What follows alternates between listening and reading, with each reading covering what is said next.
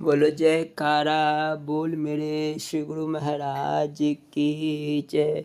श्री नंगली निवासी भगवान की जय। श्री परमहंस दयाल जी महाराज की जय। श्री नंगल विहारन भगवान की जय। श्री परम गुरु भगवान की जय।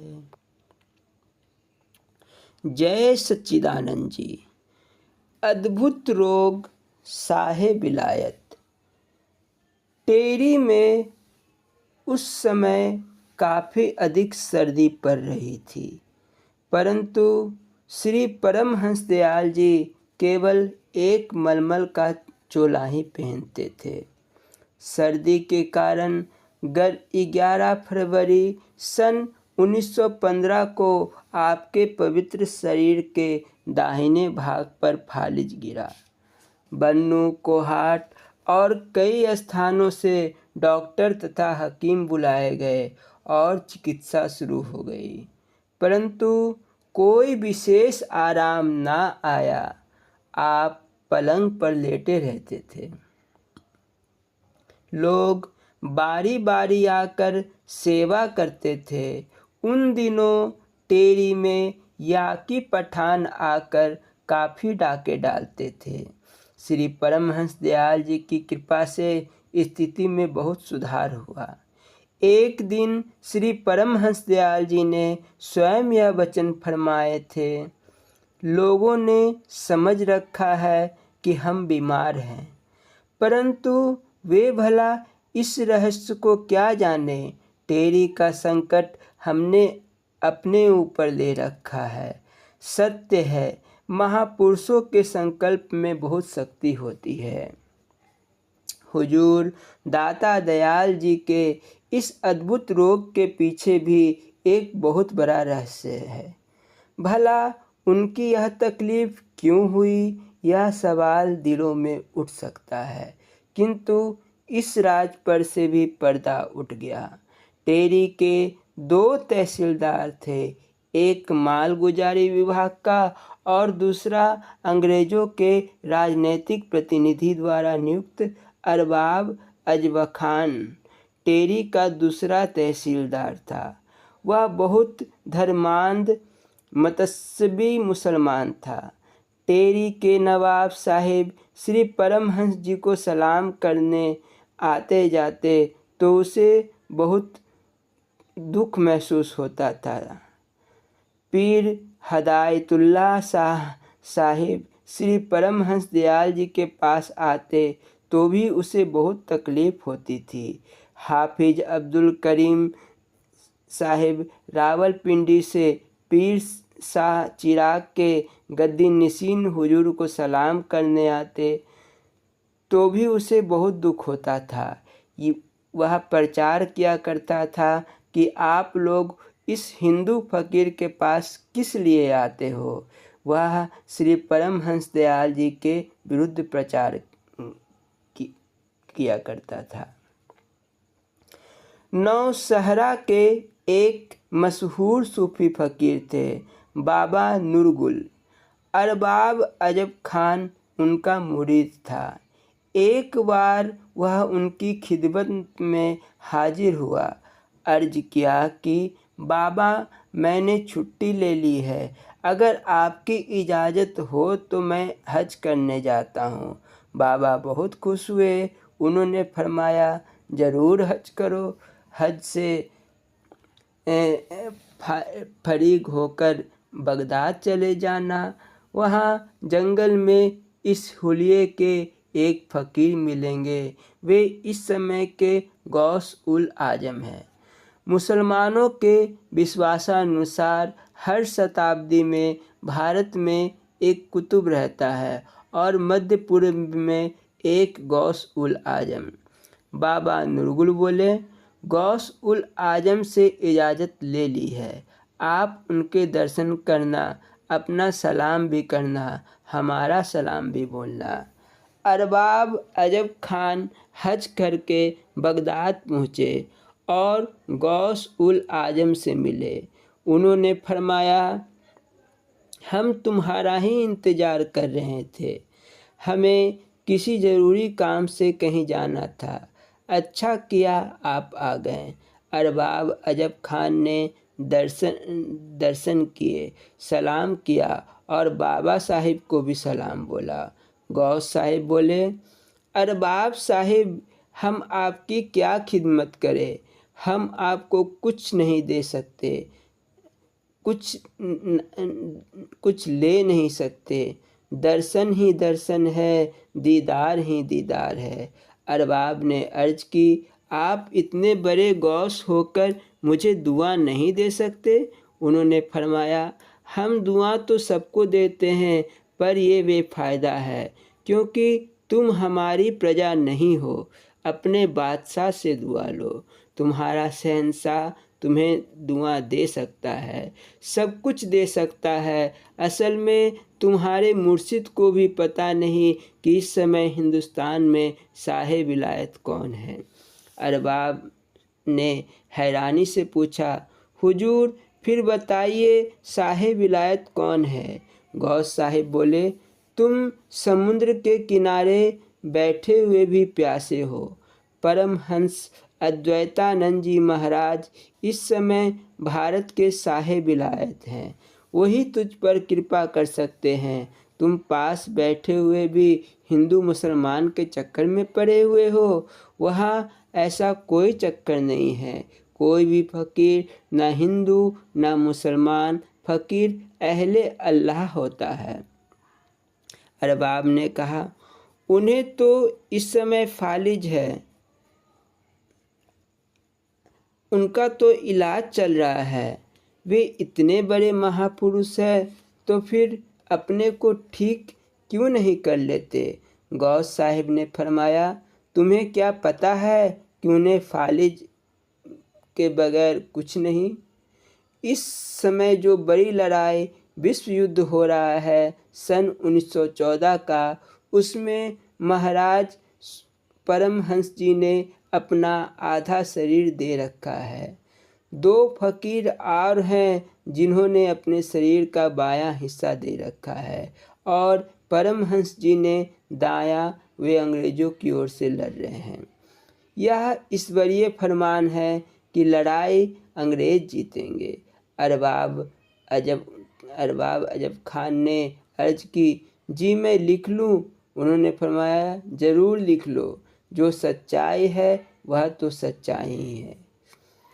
अरबाब अजब खान टेरी लौटा, अंग्रेज़ों के प्रतिनिधि को सारी बात सुनाई। उसने कहा, परमहंस जी के पास प्रसाद लेकर जाओ। अरबाब अजब खान पंचायत लेकर टेरी में आया। श्री परमहंस दयाल जी उस समय पलंग पर लेटे हुए थे। अरबाब ने सलाम किया। परमहंस जी ने पूछा, हज कर आए? अच्छा हुआ। अरबाब खान ने कहा कि हाँ महाराज, आप तो गौस उल आजम से भी मिलकर आए हैं। परमहंस जी ने सवाल किया, हाँ महाराज, मेरे मुर्शिद ने कहा था कि उन्हें सलाम करके आना। परमहंस जी ने पूछा, क्या कहा गौस साहिब ने? उसने सारी बातें कह सुनाई। साथ ही पूछा कि हुजूर, क्या यह ठीक है कि आपका आधा शरीर लड़ रहा है? परमहंस जी मुस्कुरा कर बोले, तो क्या गौस उल आजम भी गलत कहेंगे? गौस उल आजम जो कहेंगे सत्य ही कहेंगे। इतना शब्द कहकर हुजूर परमहंस दयाल जी पलंग से उठे और अपने पहले जैसी तेज चाल से उस दालान में टहलने लगे, और फिर फरमाया, कहाँ है वह फालिज? यह अद्भुत दृश्य सभी ने देखा।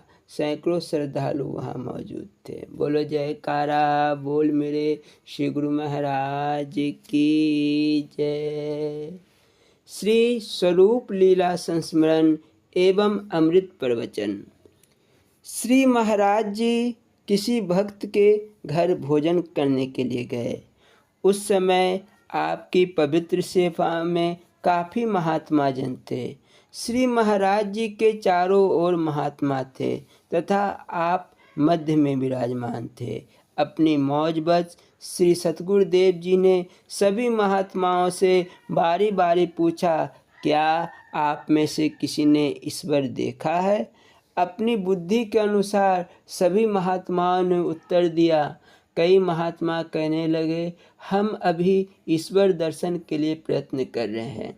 इतने में स्वामी अभेदानंद जी की बारी आई। यह कहने लगे, गुरुदेव जी, जब से आपके पवित्र दर्शन किए हैं तब से मन में कभी संकल्प ही नहीं उठा कि आपके अतिरिक्त और कोई ईश्वर है। मेरे लिए तो आप ही साक्षात ईश्वर है। मुझे इसी में परम सुख और दिव्य आनंद की प्राप्ति होगी। स्वामी अभेदानंद जी के उत्तर को सुनकर श्री महाराज जी पहले मुस्कुराए और फिर बोले, सेवक को तो ठीक ऐसे ही सोचना चाहिए। उसके लिए गुरुदेव ही ईश्वर है। ऐसा प्रतीत होता था कि श्री महाराज जी गुरु गीता के उस महामंत्र सार सिद्धांत अपने इन सेवकों को समझा रहे थे, जिसमें कहा गया है, गुरु ब्रह्मा गुरु विष्णु गुरुर्देवो महेश्वरा गुरु परब्रह्म साक्षात गुरु परब्रह्म साक्षाता तस्मै श्री गुरुवे नमः। अर्थात गुरु ही ब्रह्मा, गुरु ही विष्णु और गुरु ही शिव और परब्रह्म है। ऐसे श्री सतगुरुदेव को नमस्कार है। बोलो जयकारा बोल मेरे श्री गुरु महाराज की जय। श्री स्वरूप अमृत प्रवचन बोलना जी। हरि ओम हरि ओम हरि ओम। बोलो जयकारा बोल मेरे श्री गुरु महाराज की जय। ईश्वरीय ज्ञान।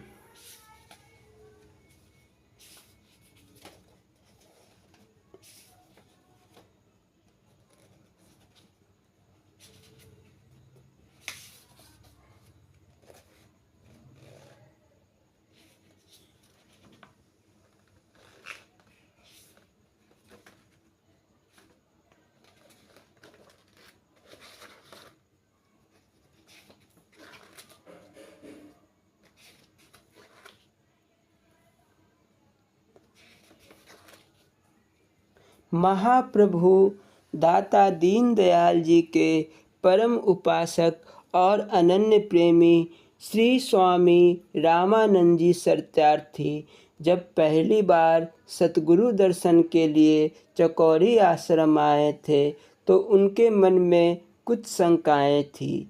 उन्होंने 7 प्रश्न एक कागज पर लिखकर अपने जेब में रखे थे। उनके मन में यह संकल्प था कि यदि मेरे बिना पूछे ही मुझे इन सवालों के जवाब मिल गए तभी मैं हुजूर को पूर्ण सतगुरु मानूंगा। श्री इष्टदेव भगवान ने उन प्रश्नों के उत्तर बिना पूछे ही सत्संग में दे दिए। अब उसी परम कल्याणकारी सत्संग का वर्णन शुरू हो चुका है। इसे श्रवण करके सच्चा आनंद प्राप्त कीजिए। अभी तक हमने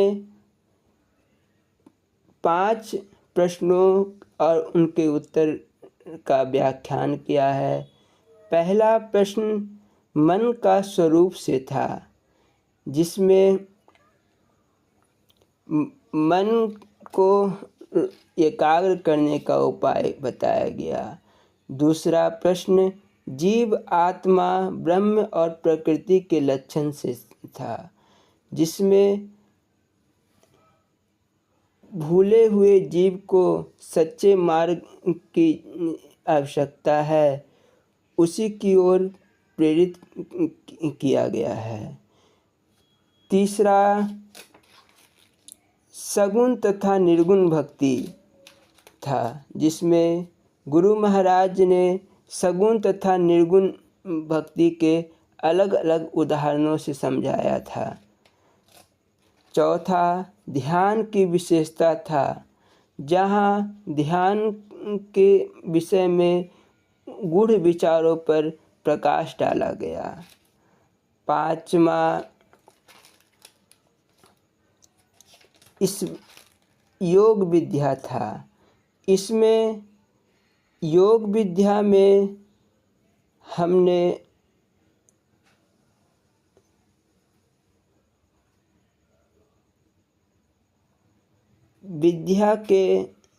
योग विद्या के अंतर्गत होने वाली स्थूल से स्थूल और सूक्ष्म से सूक्ष्म क्रियाओं पर गुरु महाराज जी ने प्रकाश डाला था, उसका हमने श्रवण किया। अब आते हैं छठे प्रश्न पर, ईश्वरीय ज्ञान।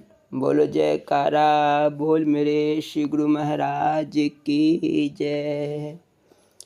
श्री सतगुरुदेव जी बोले, अब मुझे एक जिज्ञासु के छठे प्रश्न का समाधान करना है।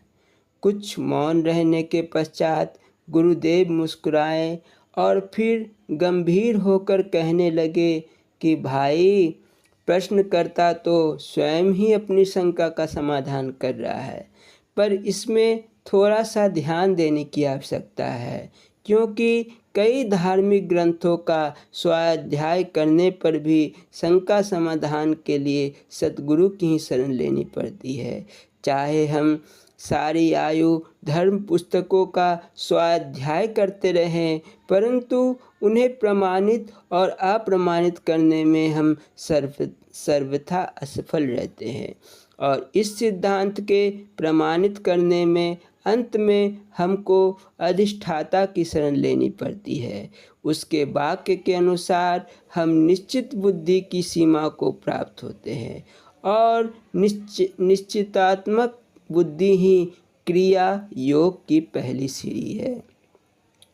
यह मैं मानता हूँ कि धर्म पुस्तकें हमें सद्मार्ग पर चलने में सहयोग देती है और हमारे बिखरी हुई वृत्ति को एकत्रित करते हुए एक मार्ग पर लगाती है। एक प्रकाश की किरण हमारे सामने आ जाती है और हम अनुभव करते हैं कि हमने कहाँ जाना है। अपने मार्ग का चुनाव करने में धर्म पुस्तकों का भारी हाथ है, और जितनी भी प्राकृतिक समस्याएं हैं उनके नक्शे सामने लाकर खड़े कर देती है।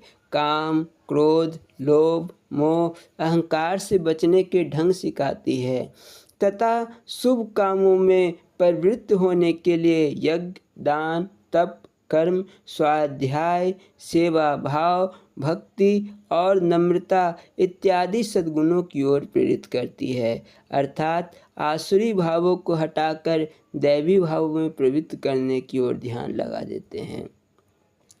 बड़े बड़े महापुरुषों के जीवन चरित्र को सुनाकर हमको सच्चे मार्ग की खोज करने की ओर लगा देते हैं, जिनसे हमारे मन में उत्साह प्राप्त होता है और हम सोचते हैं कि जिन कर्मों द्वारा यह महान पुरुष इतनी उत्तम गति को प्राप्त हुए, हम भी क्यों ना इसी मार्ग का चुनाव करें, क्योंकि जो शरीर इनको मिला है वही हमको भी भगवान ने दिया है। इसलिए हम भी प्रयत्न करें तो उच्च स्थान पर पहुंच सकते हैं।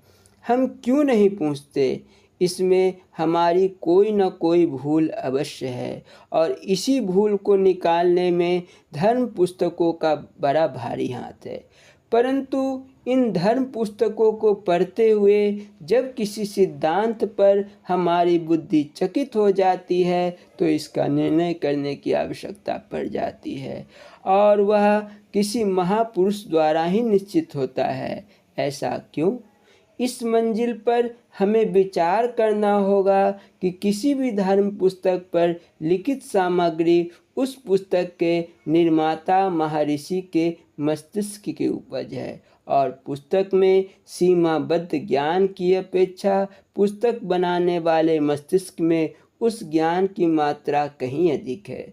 मस्तिष्क की शक्ति अपरिमित है और पुस्तक की लिखित तथा परिमित है, तो इससे यह सिद्ध होता है कि मस्तिष्क अनंत भंडार है और वह पुस्तक से बहुत बड़ा है। हम भले ही सारे जीवन भर धर्म पुस्तकों का स्वाध्याय करते रहे, परंतु स्वयं प्रत्यक्ष अनुभव किए बिना हम सत्य को कण मात्र भी ना समझ सके, कितनी ही पुस्तक पढ़कर तुम डॉक्टर अथवा इंजीनियर नहीं बन सकते। किसी देश अथवा विश्व के नक्शे को देखकर तुम कदापि यह नहीं कह सकते कि मैंने उस देश अथवा सारे विश्व को देखा है। स्वयं जाकर ही उस देश को देखना होगा। हाँ, नक्शा उस देश के विषय में अधिक अच्छी प्रकार देखने की इच्छा उत्पन्न कर सकता है और सहायता दे सकता है। इससे अधिक और कोई इसका मूल्य नहीं। केवल पुस्तकों पर निर्भर रहने से पूर्णता की आशा सर्वथा भूल है। नक्शा देखना और मार्गों का पता कर लेना एक सहज ज्ञान है, परंतु वास्तविक रूप जानने, समझने और यथार्थ ज्ञान के लिए आपको एक सहयोगी मार्गदर्शक की आवश्यकता है। बिना सहयोगी के काम ना चलेगा। जब हम इस विश्व के नक्शे को देखकर इस जगत का यथावत ज्ञान प्राप्त नहीं कर सकते और इस नक्शे को देखने से हमारे मन पर इसका हल्का सा प्रतिबिंब ही पाया जाता है, तो यह आपको मानना पड़ेगा कि यह प्रतिबिंब नक्शा अथवा चित्र तो वास्तविक नहीं हो सकता। अतः इसकी वास्तविकता जानने के लिए तो हमको स्वयं वहाँ जाना पड़ेगा। तो फिर यह दृश्यमान जगत जो एक अनंत सागर में एक छोटा सा बुलबुला है, उसकी रूपरेखा को हम कैसे जान सकेंगे? सागर की लहरों को नक्शे पर देखने से तो सागर का यथार्थ ज्ञान नहीं हो सकता।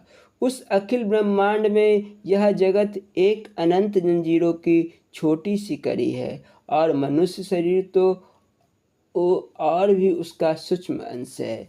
शरीर में स्थित एक छोटी सी सीमित बुद्धि के द्वारा हम उस अनंत भंडार का ज्ञान कैसे प्राप्त कर सकते हैं? विचार बुद्धि से भी यह नहीं मिल सकता और ना ही युक्ति द्वारा प्रमाणित किया जा सकता है। तो फिर प्रश्न उत्पन्न होता है कि उन महापुरुषों ने इस अनंत ज्ञान को कैसे प्राप्त किया? योग आचार्यों का कहना है कि पहले इस स्थूल शरीर से, फिर बुद्धि से ऊपर उठकर पूर्वज द्वारा भी जीवों का कल्याण अथवा उन्हें ब्रह्म स्थिति में ले जाना स्वाभाविक दयालुता है। जब सद्गुरु रूपी सूर्य का प्रकाश होता है तो कोने कोने से अंधकार भाग जाता है। वह परिपूर्ण प्रकाश शक्ति है जिसके सामने अंधकार का नाश होना अति आवश्यक है। मैं फिर भी यह कह दूं कि धर्म पुस्तकें तो मार्ग दिखाती है और उस मार्ग पर चलने की प्रेरणा करती है। इस मार्ग पर हम चले अथवा ना चले यह तो हमारे बस की बात है, परंतु ब्रह्मवेत्ता सद्गुरु तो कृपा का भंडार खोल देता है और जब भी उसकी कृपा दृष्टि पड़े तीनों लोक की माया पर अधिकार पक्ष दे और एक ही दृष्टि से निहाल कर दे। धर्म पुस्तकों से सतगुरु की तुलना की ही नहीं जा सकती, क्योंकि परिश्रम करके प्राप्ति करना कोई और बात है, बख्शीश और कृपा उसका स्वाभाविक धर्म है। हाँ, तो एक बात और देखिए, कहाँ मन और बुद्धि का कार्य में लाकर उसका परिणाम स्वरूप फल प्राप्त करना और कहाँ मन बुद्धि अर्पण करके शरणागत हो जाना तथा वास्तविक लक्ष्य को प्राप्त करना, कितना अंतर है इन दोनों विधियों में। अब यह जान लीजिए, जिसका अनुमान स्वप्न में भी नहीं हो सकता, यह विचार करना ही सर्वथा भूल है कि ज्ञान धर्म पुस्तकों से क्यों नहीं प्राप्त होता, परंतु ब्रह्मदर्शी लोग पुकार पुकार कर कहते हैं कि ब्रह्मवेत्ता सतगुरु को 3 काल तक प्राप्त नहीं कर सकते। इसके लिए तुम्हें महापुरुषों की शरण में जाना पड़ेगा। यदि तुम सतगुरु शरण में नहीं जाना चाहते तो इस विचार को हृदय से निकाल दो। यह अनमोल रत्न तुम्हें कभी ना मिलेगा। मुफ्त में क्यों सिर फोड़ते हो? प्रकाश कोई लिखने की वस्तु नहीं और ना ही पढ़ने की है। प्रकाश को हम किसी रूप में पुस्तक पर बिखेर कर उसका रूप नहीं दिखा सकते। उसे स्वयं प्रकाश को ना पाने के लिए प्रकाशवान की ही शरण में जाना पड़ेगा। वह ना तो पढ़ने से प्राप्त हो सकता है और ना सुनने से। यदि तुम प्रकाश के लिए प्रयत्न भी करो तो उसकी रूपरेखा को किस आधार पर स्थापित करोगे? प्रकाश में रह रहकर प्रकाश तुम्हें स्वयं अपना समाचार दे देगा।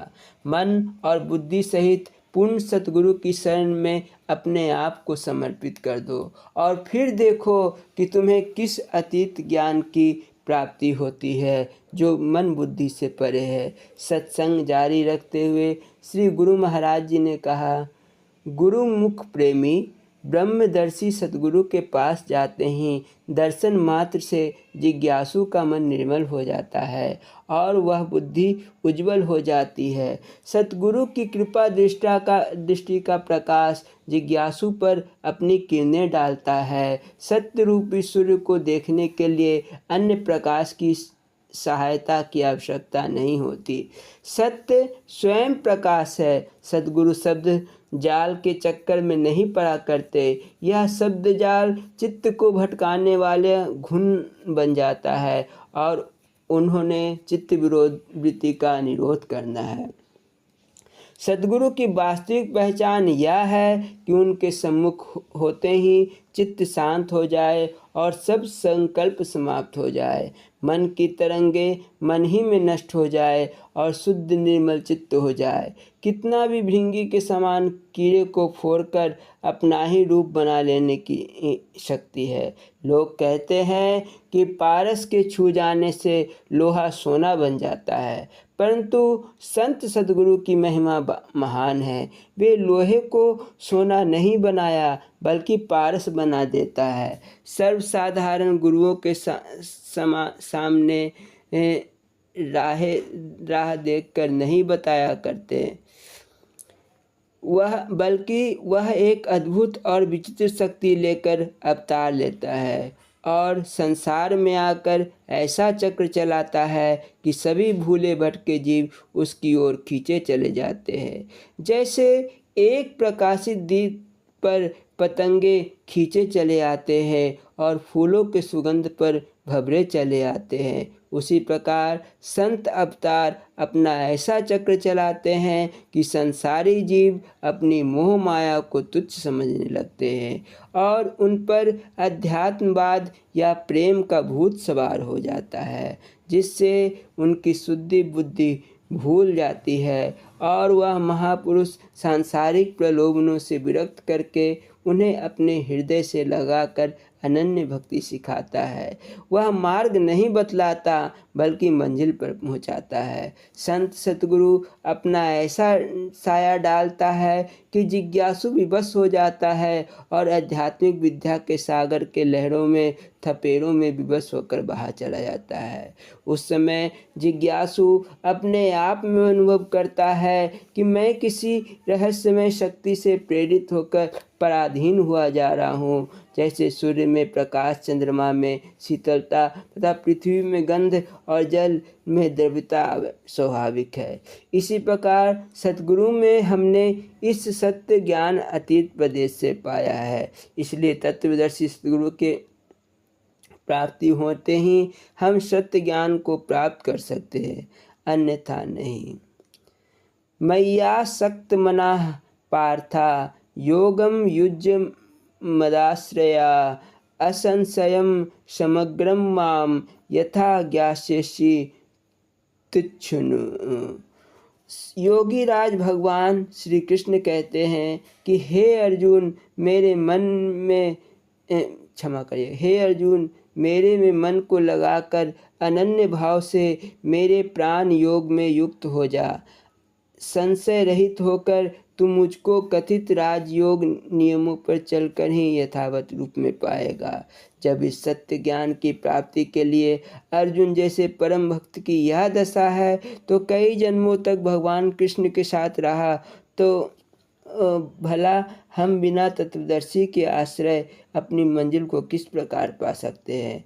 मुझे तो यह बात कुछ असंभव सी प्रतीत होती है, इसलिए मैं निश्चित बुद्धि पर पहुंचता हूँ कि बिना आचार्य के हम कदापि नहीं पहुँचेंगे और यदि हमने तत्व को प्राप्त करना है तो हमें संत सतगुरु तत्वदर्शी का आश्रय लेना ही पड़ेगा। आगे चलकर भगवान कृष्ण फिर कहते हैं ये तु सर्वाणि कर्माणि मयि सन्न्यस्य मत्परः अनन्येनैव योगेन मां ध्यायन्तम् उपासते तेषामहं समृद्धात्रा मृत्युसंसारसागरतः भवामि न चिरात् पार्थ मय्यावेशित चेतसाम्। अर्थात कर्मों को मेरे समर्पण करके अनन्य योग से जो मुझे ध्यान करते और उपासना करते हैं, मैं उनका मृत्यु संसार सागर से अतिशीघ्र ही उद्धार कर देता हूँ। प्रेमी सज्जनों, श्रीमद् भगवद गीता से परे और कौन प्रमाण है जो उसकी पुष्टि में दिया जा सकता है। हमें अंत में मानना पड़ेगा कि हमें तत्वदर्शी महापुरुषों की शरण लेनी पड़ेगी, तभी बेड़ा पार होगा। बिना नाविक के नाम की बेड़ी नैया पर चढ़कर हम पार नहीं हो सकते। नैया को भंवर में फंस जाना अवश्यम्भावी है। हमारे जीवन के भय में बढ़ जाने की संभावना है। नाविक को साथ लो, नाम की नैया पे चढ़े जाओ, अपनी उछल खुद को बंद करो, कर्मेंद्रियों को समेट कर बैठ जाओ। तुम्हारी बुद्धि इस अनंत सागर की लहरों को समझ नहीं सकती, ना उसके मार्गों का पता जानती है। यदि थोड़ी सी उछल कूद की तो तुम क्षण भर में उस महासागर के भयानक जलचरों की भेंट हो जाओगे और तुम्हारा चिन्ह तक न मिलेगा और तुम्हारी बुद्धि धरी की धरी रह जाएगी। यदि ऐसा नहीं तो दोहरा कर देख लो अपनी बुद्धि को और फिर देखो वह क्या रंग लाती है। बोलो जयकारा बोल मेरे श्री गुरु महाराज जी की जय। स्वामी हीरानंदपुरी जी महाराज जी का लीला संस्मरण। अलौकिक व्यक्तित्व के धनी स्वामी हीरानंद जी पुरी जी महाराज श्यामलाल सहगल पंचकुला बुआ ठाकरी। नंगल विहालन आश्रम का लंगर काफ़ी बड़ा था और उसकी आग शायद ही कभी ठंडी पड़ती थी। लंगर की प्रभारी एक बूढ़ी माता थी जिसे सभी आदर से बुआ ठाकरी के नाम से पुकारते थे। माता बड़ी स्नेहशील थी और मनोयोग से रात दिन दरबार की सेवा में लगी रहती थी। बुढ़ापे का शरीर तो था ही, एक बार बीमार क्या पड़ी, उसका आखिरी समय ही आ गया। नंगल महाराज उसे अपनी सेवा में से रुखसत नहीं करना चाहते थे, किंतु उन्होंने भी परख कर देख लिया कि उसकी आयु अब समाप्त होने को है और उसे किसी भी तरह बचाया नहीं जा सकता। महापुरुषों की पराशक्ति के संबंध में कुछ कह पाना बड़ा मुश्किल है। वे किस विधि से निष्प्राण को जीवन दान भी देते हैं, यह तो वे ही जाने। कृपालु महाराज जी ने बुआ ठाकरे के लिए ही भी ऐसा ही कुछ किया। नंगल गांव का ही रहने वाला एक दूसरा भक्त था जिसे लोग नानक नाम से जानते थे। वह आश्रमों में गायों की सेवा के लिए रखा गया था। बड़ा ही समर्पित भक्त था वह। ऐसा प्रेमी था कि जब भी गर्मियों में नंगल महाराज जी के शरीर में धमाके अर्थात घुमौरी निकलती तो इसका असर अपने शरीर पर भी तत्क्षण हो जाता था। इसके अंग प्रत्यंग में भी घुमौरियाँ निकल आती थी। यदि कभी कोई मुझसे पूछता, भाई तुम्हें घुमौरी क्यों हो गई है, तो उसका उत्तर होता, यदि महाराज जी से सच्चा प्रेम हो और समर्पण भाव हो तो महाराज जी की कृपा अपना सुख और दुख दोनों बांट देते हैं। इसी का प्रमाण मेरा यह क्षुद्र शरीर है। यदि विश्वास न हो तो जाकर देख लो कि महाराज जी को भी इस समय घुमौरी निकली हुई है। बुआ ठाकरे को मृत्यु के चुंगल से छुड़ाने के लिए स्वामी हीरानंदपुरी जी महाराज की नज़र अपने उस अंकिंचन भक्त पर टिक गई। उन्होंने उसे बुलाकर बड़े प्यार से पूछा, नानक तेरी माता भी तो काफ़ी बूढ़ी हो चली है। यहाँ लंगर की सेविका ठाकुरी अपनी अंतिम सांसें गिन रही है। मैं चाहता हूँ कि यह कुछ समय और इस सेवा में रहे। यदि तुझे ऐतराज़ ना हो तो ठाकरी की जगह तेरी बूढ़ी माता को ही भेज दूँ, तैयार है? नानक ने बड़े उल्लासित मन से महाराज जी के चरणों का स्पर्श किया और हाथ जोड़कर गदगद कष्ट कंठ से बोला, मेरे देवता, इससे बड़ा सौभाग्य मेरा और क्या होगा कि मेरी माँ दरबार की खातिर स्वर्ग सिधारे। आप जैसा चाहते हैं कर डालिए, मेरे ना कहने का कोई सवाल ही नहीं उठ सकता। अब महाराज जी ने अपनी लीला कर डाली। बुआ ठाकरी देखते देखते उठ बैठी और पूर्ववत अपनी सेवा में लग गई। उधर उसी क्षण नानक की माता ने बिस्तर पकड़ लिया और अल्प समय में ही उसके प्राण पखेरु उड़ गए। बोलो जयकारा बोल मेरे श्री गुरु महाराज की जय। श्री नंगली निवासी भगवान की जय। श्री नंगल विहारन भगवान की जय। श्री परम गुरु महाराज की जय।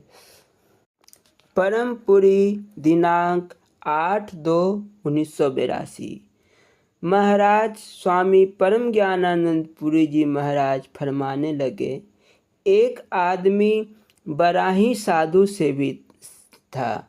उसकी पत्नी उसे बराबर परेशान करती थी। वह बराबर कहीं से 2-4 साधु संतों को घर बुला लाता था। एक दिन किसी विरक्त महात्मा को बुला लाया। वह बिगड़ कर बोली, घर में जो कुछ है घर में कुछ है भी जो पकवान बनाओ। भक्त इधर उधर से आटा चावल घी चीनी मांग लाया। भक्तिन ने मालपुए पकौड़े आदि बनाए। संयोग बस उसका दामाद भी उसी दिन आ गया। भोजन के समय महात्मा जी के साथ दामाद भी खाने बैठा।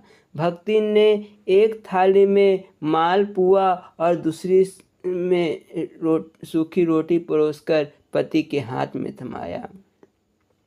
उसने मालपुआ की थाली दामाद को और रोटी वाली थाली साधु को देने को कहा। पति ने उल्टा कर दिया। घर के अंदर से देखकर वह लाल पीली होती रही। इशारे से उसने अपनी नाक पर उंगली धरकर गुस्से से कहा कि दामाद को सूखी रोटी दे दी, अब तो नाक कट गई, अर्थात इज्जत चली गई। भगत ने कहा, घबराओ मत, यहाँ नाक कट गई तो कट जाने दो। संत को अच्छा भोजन खिलाने से वहाँ अर्थात परलोक में नाक बच जाएगी। दुनियादार लोग भक्तों को देखकर हंसते हैं, यहाँ सेवा करते देखकर कहते हैं कि इसने नाक कटा दी।